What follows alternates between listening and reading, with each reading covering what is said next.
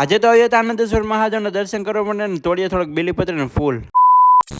હર હર મહાદેવ અને જય માતાજી ભાઈ. તો આપણે લંચ ટાઈમ હતો ને પછી આપણે નીકળી ગયા હતા મંદિરે જવા માટે. આ ભાઈ અમારે મહાદેવનું મંદિર છે આનંદેશ્વર મહાદેવનું, તો ત્યાં જવાનું હતું ને આપણે એની સાથે બેલીપત્ર ને એવું લેવાનું હોય એટલે એના પછી મહાદેવના સાથે આપણે દર્શન પણ થઈ જાય. અને પછી આપણે મહાદેવને આજે છે ને જળ ચડાવવાનું હતું. પહેલા પાણીનો લોટો લઈ લીધો અને મહાદેવને આપણે જળ ચડાવ્યું અને પ્રાર્થના કરી કે મારે આ ચેનલમાં ને જલ્દીથી જલ્દી છે ને 1000 સબસ્ક્રાઈબર કમ્પ્લીટ થઈ જાય. અને હજે તમે મારી ચેનલને સબસ્ક્રાઈબ ન કરી તો અમારી ચેનલને સબસ્ક્રાઈબ કરી નાખજો. અને કોણ કોણ મારી જોડે મહાદેવનો ભક્ત છે એ મને કોમેન્ટ કરી દેજો.